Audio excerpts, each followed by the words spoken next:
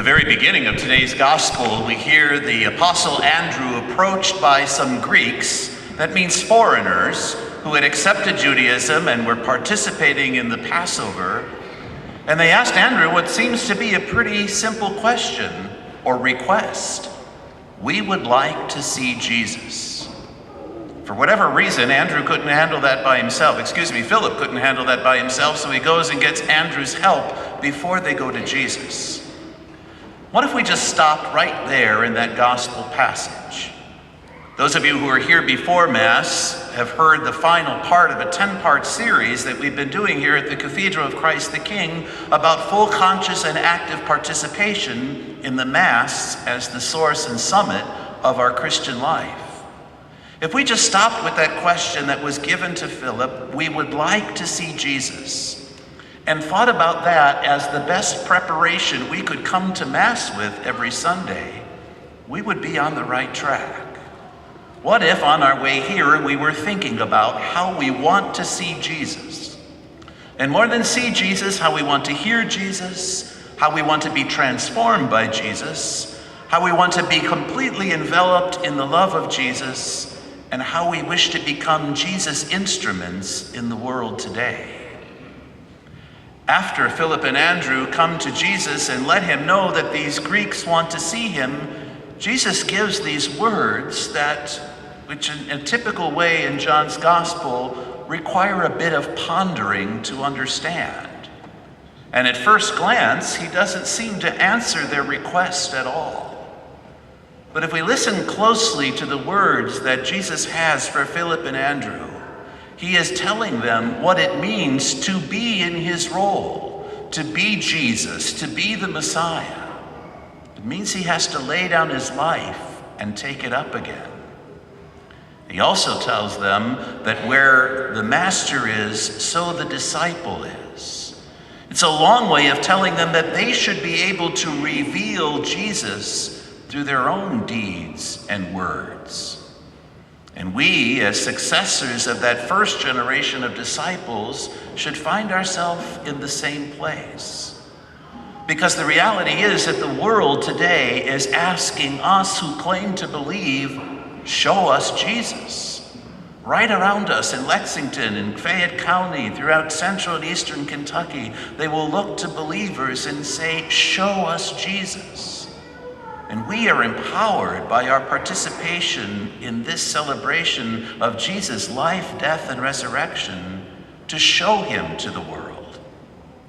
We can invite people to join us here, but that invitation will be all the more effective if what we do outside these walls reveals Jesus, reveals his compassion, reveals his mercy, reveals his pointing to a greater life and a fuller life than the one we experience without him, even in the midst of this great world that God has given us.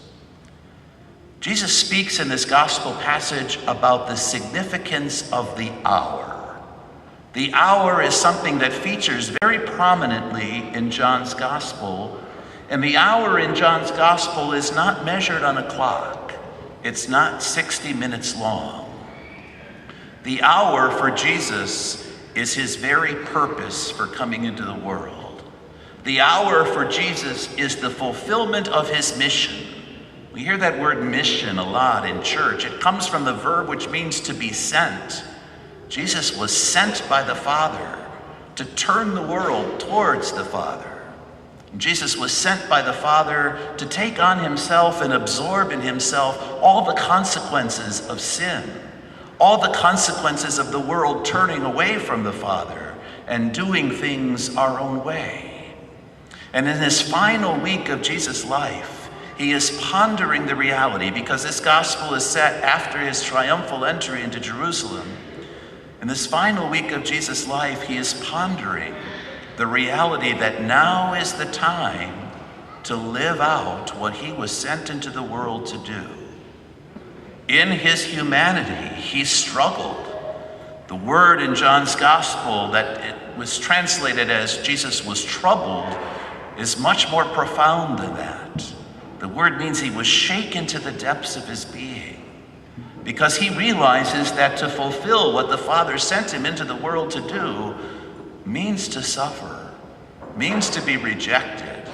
There's physical suffering, there's emotional suffering, there's mental suffering, there's the suffering of having everything you think you've accomplished taken away from you. And that's what Jesus experienced as he hung upon the cross and even felt the distance of his Father. As that hour was approaching, Jesus was troubled. And yet as he's thinking aloud, he says, should I hesitate about this hour? It was for this hour I came into the world. I have to go through with it. You know, we live in a time when there's a lot of literature on the market. There's a lot of YouTube videos. There's a lot of promotional stuff out there about a purpose-driven life. Our Christian way of looking at that is a mission or a vocation. Have you found your purpose in life? We hear about people all the time going through midlife crises. We hear about people at different points in their life trying to figure out, why am I here at all? We think of young people struggling to find out, what is the next step? Where am I being called to go? What is it that I should be doing? Some people find their purpose once and for all, and it's clear from that day forward. Other people spend a lifetime discerning day in and day out, am I doing at this moment what God has sent me into the world to do? There is no one right way of discerning that purpose. The right way is to maintain that kind of intimate communication with the Father that Jesus demonstrates for us. Being open to the Father's will, even when it's inconvenient, even when it's painful, even when it appears that we have failed, and shows the world what looks like defeat.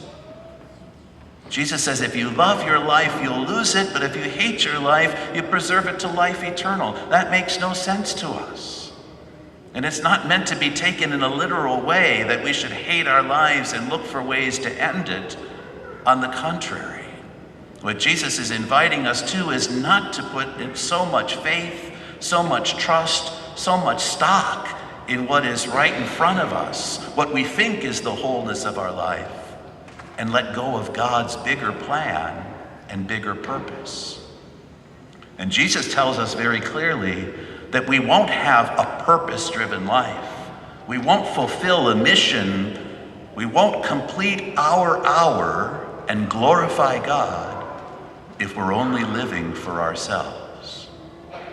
Some people find their purpose when they're in a loving relationship, the one especially symbolized by the sacrament of marriage, a love that's tested not over hours or days, but over years and decades.